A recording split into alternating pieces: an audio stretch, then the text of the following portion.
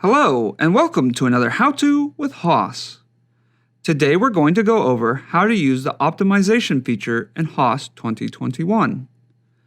Start by entering your calculation. Once you are done and you are ready to optimize, click the F7 key.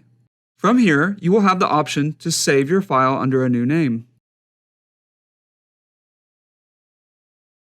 The optimization dialog box will appear. From here, you can determine how you want your system to be optimized. Once the system is done optimizing, you will see the results on the optimization results page. As you can see, for every pipe that is adjusted, it will be denoted in the far right-hand column. You will also be able to see your old diameters along with the initial system available pressure compared to the required pressure and the safety margin.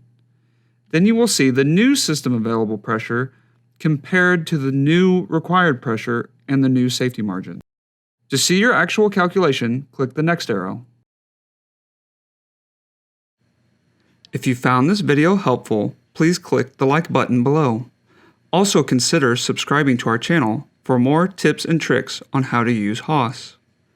For more information about HRS systems, you can go to our website, hrssystems.com, and follow us on the social media channels.